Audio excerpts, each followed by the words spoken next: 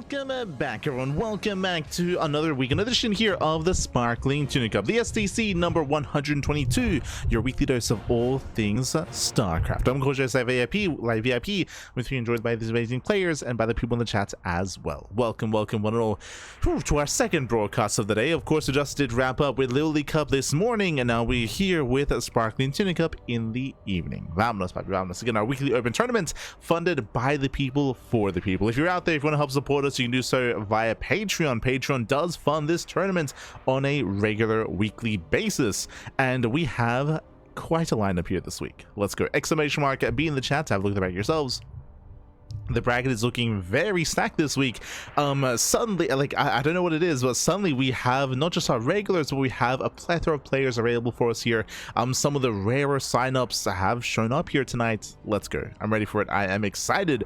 From the very top, as you can see, we have Bjorn. We have Bjorn waiting for the winner of Azura and Prome. Going to be a PvP leading into Bjorn. Meanwhile, we have Geralt. Geralt is up against Roxas. Nicorette is up against Miu in the, likewise, lower bracket, or in the first round. Winners will face up against each other. We have Cristiano waiting for the winner of Honmono and Perceive. We have Percival going up against Samosel. We have Art versus Trifax. That's going to be our series, by the way. We're going to be jumping into that PvT, leading into the winner of Percival and Samosel as well. It's going to be our portion of the bracket. As we scroll down even further to the lower half, we have Shin. Shin is number 2 seed of the tournament. We have Shin waiting for the winner of Mini Zerg and MJG. That's going to be a PvZ leading into a Zerg player. It's going to be, then we have Young Yako versus David. We have Nice versus Spartan King. We have Skillus waiting for the winner of Rebellion and Hacker is top. We have Shameless versus you and Gigi Machine versus and Gigi Machine versus his opponent as well, versus Power DC. So we have a massive bracket here this week.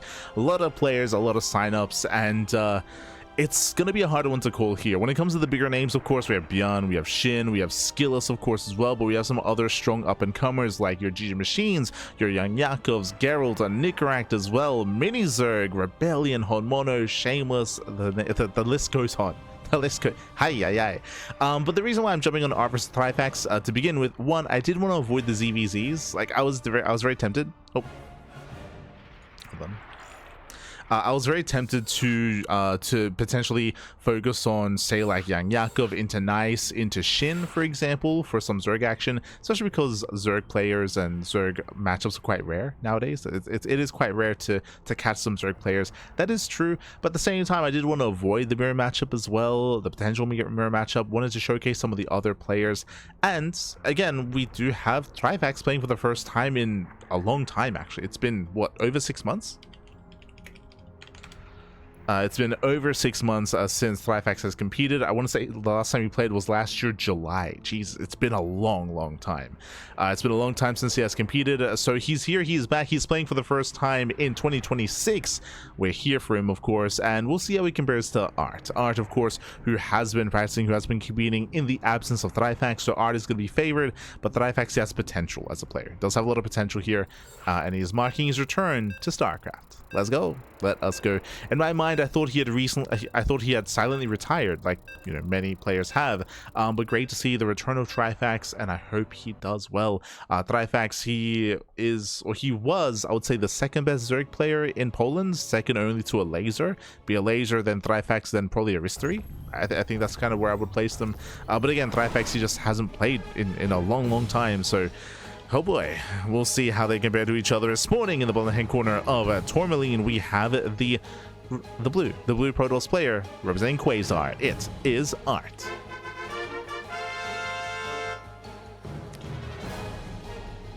And spawning in the right hand corner, we have the Polish Zerg player. We have the blue Zerg. It is Trifax.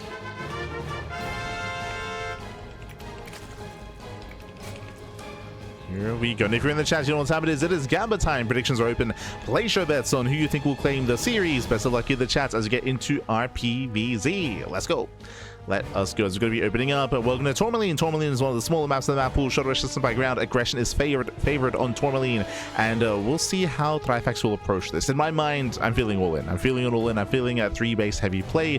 We'll keep an eye on our Zerg player. Meanwhile, Art across the map does block the expansion, forcing the unnatural natural out of Trifax. Trifax, he had the option to expand towards his opponent to spread creep across the map and to go for an all-in, but he does expand at the 3rd location instead. A much more standard expansion location for our Zerg player. True. It's going to be a lot more standard. So just catching up. Just going to be catching up. So in the end, standard opener, just a bit of an awkward location for the expansion. Back at home, Art does go for his own gate into Nexus, into Cybercore. Art is typically very mid-game focused, very mid-game oriented, and not really one to turtle up too much and go into Skytoss, so we do expect to see some mid-game heavy play from both Art and Trifax. True. As Art is being as annoying as possible, going to be denying mining here in the main, doing the best he can to do so. And again, does disrupt some mining, does force some micro out of Trifax.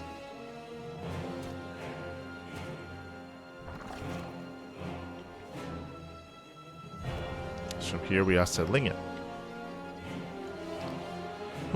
As a reminder, when it comes to the overall format of the tournament, it's an open cup, of course, but both semifinals will be casted, both semifinals will be covered, and it's going to be an intense one, Pat. True.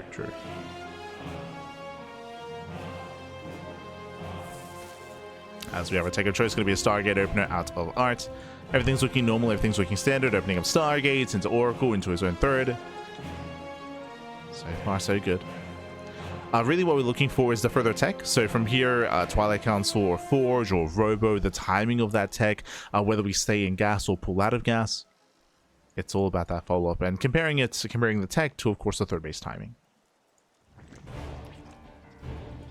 Likewise from Trifax, we're looking to see where he spends his gas, whether he goes into an earlier lair, earlier Evo Chamber, or earlier Roach Warren. Just kind of waiting for that tech.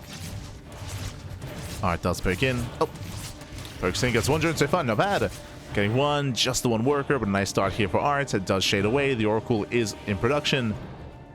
And here comes the 2nd Adept. Remember, 2 Adepts say 1-shot drones. So already Art applying a lot of pressure. It's going to be on Trifax to minimize losses, to be able to get into the mid-game in good standing. But we'll see if he can. Oh. So far he's keeping up. Adepts, they do shade back home. The threat of keeping your Adepts busy out here is you get surrounded, you lose the Adepts to the Lings, and then bam, your 3rd base is delayed. Speaking of, the 3rd is delayed. It's true. Just now looking to expand. Adepts, they make it back home in time to claim that 3rd. Lings, they attempt to surround. There's a shade back home in between the mineral lines. So nice movement here by Art. The Oracle does get across the map. So far, no kills. No spore at the 3rd base, but there's a spore just now finishing up in the main. Queen's reposition as well. Very nice time here. Very nice timing for Trifax. Very nice defense. So far, clean defense here against the first Oracle, but remember, we have more Oracles on the way. Now we get the Twilight Council, and that is going to be Twilight Council into Forge.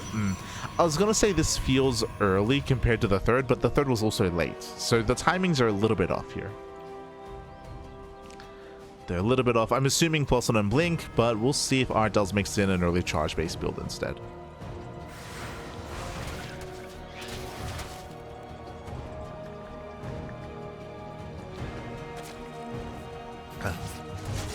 Shall see. Spore does finish up in time. 1 drone goes down, just the 1. And overall, it's been a solid defense here. Trifax has lost 2 drones have gone down so far. And we have the answer, it's going to be lair first. Now, it is a bit of a later lair. This is what, a 450-ish lair timing. So the lair is a little bit delayed. Now going for the Roach Warren. Obviously, we're skipping the Evo Chamber. We're not going into Ling Hydra. We're going into a more Roach-heavy composition instead.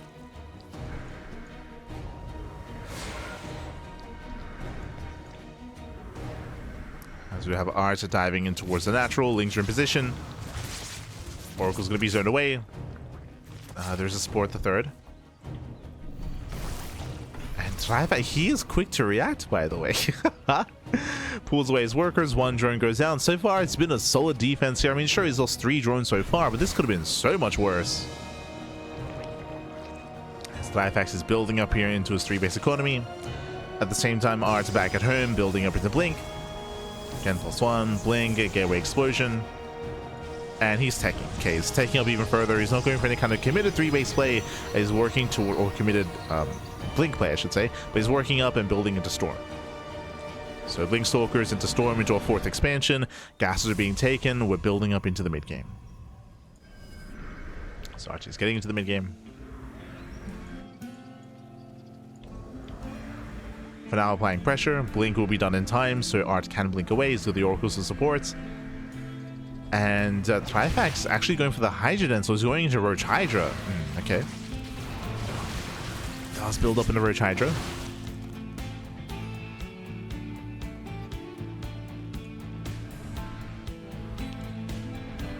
Alright, looking for a way in. Does find the 4th base. Ooh, and the 4th is under fire. Trifax not so sure he can actually deal with this. Stasis Trap does feel okay, not close enough to the larva. Doesn't get triggered. Yeah, the base goes down. Yeah, massive pickup here. The 4th base does fall. Nicely done by Art. Now he can back up. He can back up. He can pull away. Trifax's economy is stifled. But he is massing up an army. He's got roaches on the way. Brutal supply block for Trifax. He does find the 4th. And will also force a cancel. So we have a back and forth here. We have a back and forth. There's a cancellation. That's a kill on the pylon. Ooh, the Oracle does punish. Probe is focused down. Nice pick up there by Trifax. Nice pick up. As he does pull out. So nice delay here on the 4th. Trifax double expanding. Again, his 4th went down, so he's getting a 4th and a 5th expansion. He has to catch up. He's trying to play catch up. Building up his Hydras. Still a very low economy here for Trifax. I might say low economy, just a 3-base economy. It's not ideal. Art is ahead economically, and oh, he is doing well for himself. He's looking secure here with his Storm, throwing down cannons, shield batteries, and taking up into Sky Toss. If you recall, initially I said that Art was more mid-game oriented, but clearly we are building up into more than just the mid-game, into the late game. Building up into the Mothership, in towards Tempest. Art is getting ready to secure himself. And I'm not so certain that Trifax can do much about it, I'll be honest. Except Art is pushing. So Trifax, he can maybe attempt to surround, but again, his army is lacking. He was being supply blocked, the economy is delayed. So Trifax doesn't really have the army to deal with this. At least not to shut it down. Yeah, Storm does force him to be zoned away. Art can maneuver over towards the expansion. He's just diving in the army, actually. Oh my god. Yeah, he's diving in the army. He's got 3 storms. There's 1, 2 massive storms on the Hydras. There's 1 storm left. Sorry, there's 2 storms left. But One-Eyed Templar gets focused down. Yeah, One-Eyed Templar is targeted. Another massive storm. Hydras, they just melt. Oh god, the storms are crazy. Everything gets stormed. The entire army crumbles, and Art has done it. Before we even think about the Sky Toss army, and thank god. Before we get there, Art, he breaks through. He breaks through, he overwhelms. GG gets called, and Art takes game number 1. GG. Whew. GG, well played against some brutal storms just breaking through that army. But it wasn't really about the storms. That's what ended the game. That's what killed Trifax. That is true. But what's important is the lead up to that. The 4th base. The 4th base being denied was huge. Lack of economy, lack of supply, lack of production. Everything did go down. Sorry, just setting up. Un momento. Okay. But GG well played. Again, like, it was a really rough early to mid game. And that led into a more difficult defense there out of Trifax. It led into Art striking then and there. It wasn't just that, though. It was the earlier losses, but also the fact that Trifax was teching. We didn't really give it too much attention, but Trifax, he was working towards a Lurker Den. He was working towards an Infestation, but he was working towards also a longer and later game. So he was caught with his pants down, right? He was caught in that moment of vulnerability, and Art did take full advantage. GG. GG well played, and with that, we're now getting in towards game number 2, and we'll see if Trifax can recover. We'll see if Art can instead close out the series. I will say that the early game was solid. I was very, very impressed, and I was praising Trifax for his Adept defense, for his Oracle defense. That was all on point. The lair was a little bit late, true. Roachron was a little bit late, also true. And the 4th base did get killed, right? Like, despite the strong early game, like, the follow-up there coming into the mid game was very shaky for Trifax. And we'll see. We'll see if we can recover. We'll see if we can tighten up. As spawning in the bottom right-hand corner of Title Citadel, we have the blue Protoss player. Representing Team Quasar, leading the series 1-0. It is Art. And spawning in the top left-hand corner, we have his opponents. We have the red Zerg player, the Polish Zerg. Down in the series, we'll see if he can bounce back. It is Trifax. Let's go. Let us go. As we are going to be opening up. We are going to be settling into Title Citadel, a larger map of the map pool. Now, because the map is larger, it does mean that if we had the same build and the same kind of scenario, Art's push will take longer to get across the map, which means Trifax would have more time to recover. That's also another fact that I should emphasize. It wasn't just that we saw a rough setup into the mid game for Trifax, but also because the map was so small, the punish is that much harder, right? The move out and the push hits even stronger on Tourmaline than it would here on Title Citadel, so it's even more unforgiving, I think I should say, in game one. So even more unforgiving. Coming into game two, we'll see how our players do adjust their approach. Art, we're expecting more of the same. Trifax, we might see him go for an earlier Evo chamber. We might see him, again, in general, the opener of the build itself can be tightened up. Could see a faster layer, faster Roach Warren, faster Evo chamber. We'll see. We shall see.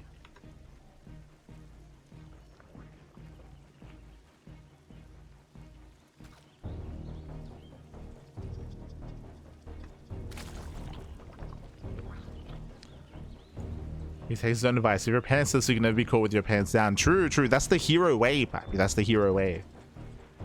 You can't catch him if the pants were never there to begin with. Este hero. Yeah. It's the dark way as well, to be to be fair. Yeah, no.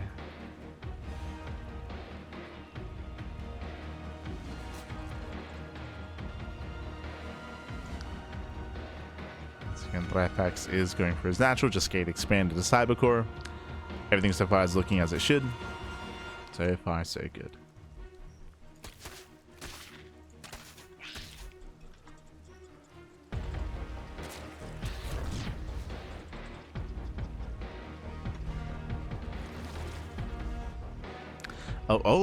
Meanwhile, Art, he does go for a second of choice here. This time not going for Stargate, but going for a Twilight Council opener. Okay, and do you see what I see? Only 2 mining gas. 2 in the Northern Gas Geyser, 2 in the Southern Gas Geyser. Because he's pulling out of gas, so this screams Glaive Adepts. Alright, it screams 4 Gate Glaives. Usually, if you stay in gas, then it's indicative of Dark Shrine, of DTs of Dark Templar, as it's a little bit more gas intensive.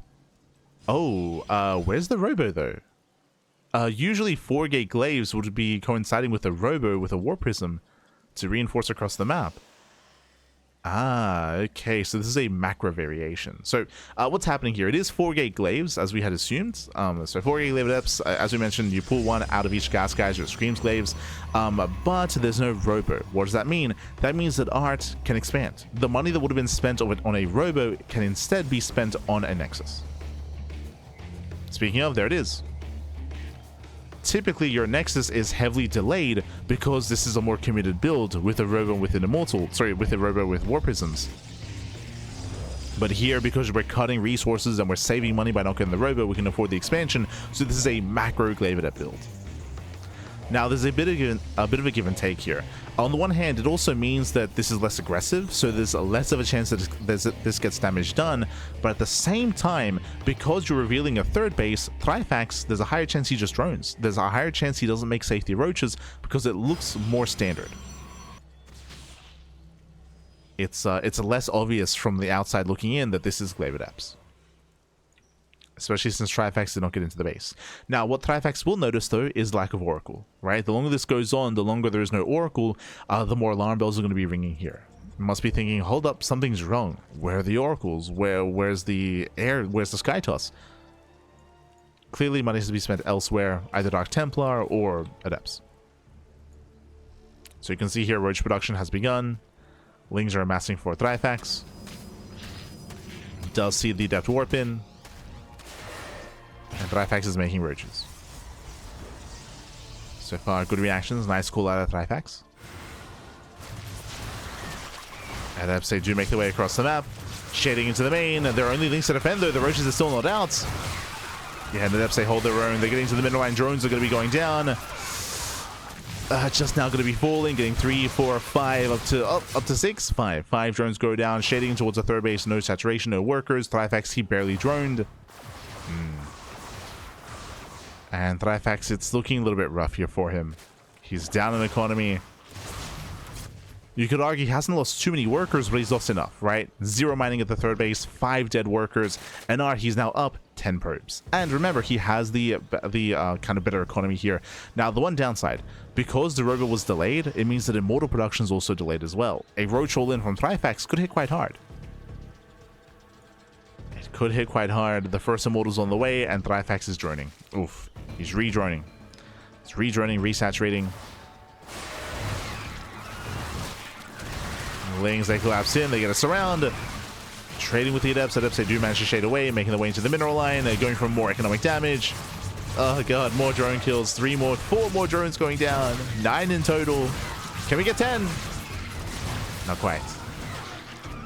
Actually, does. Yeah, 10 drones going down. Oh gosh. This is getting out of hand. This is getting out of hand here. Critical damage. In total, 12 drones have fallen this game. 13, 14.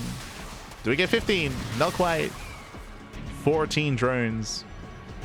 And Art has a third. That's the scary thing about this build here, is that this wasn't meant to get too much damage because of the faster expansion, but instead, he wreaks havoc. He wreaks havoc. 14 worker kills. Art back at home, building up his Immortal Sentry army, building up his Soul Train, and here comes the Prism for what? To move out. Art is going for a strong push here on 3 bases. If he wanted to, he could get a 4th. He could get a 4th base. He could start to tech up, go for Templar Archives, go for Storm, go for Colossus, build up into a longer game. But nah, he's going for the kill. He smells blood in the water. He's just going for the kill. The 1-2 punch. He crippled with the Adepts. Now he's going to kill with the Immortal Sentry. And Trifax is trying to muster up some units here, but again, he had to rebuild his economy. He lost too many workers. He just lost too many drones. Too much damage. GG gets called. There's no final fight, and Archie will claim the series 2-0, advancing on to the round of 16. GG. Whew. GG, well played. RT does claim the series, does advance on. My condolences to Trifax. Again, game 1, I was so impressed with Trifax's early game, with his early game defense. Unfortunately, he lost his 4th base. He got supply blocked, right? His tech was a little bit delayed. Like, getting into the mid game was a little bit rough there for Trifax. Here in game 2, unfortunately, because I would imagine because of the 3rd base, because this build was quirky and unorthodox, it did catch Trifax off guard. Unfortunately, he was lacking Roaches. He was lacking SimCity. The Depths, they did hit at a quirky timing, but they popped off. They dealt critical damage. GG all played. From that moment, I would say that Trifax had to make a choice. Either go for an all-in after losing all those workers, or try to macro. And he tried to macro. He tried to macro back out of it, but he lost far too much. GG well played. With that, congratulations to Art. He does claim the series, and we're going to be following Art into the next round. ! Be in the chat to have a look at the bracket yourselves.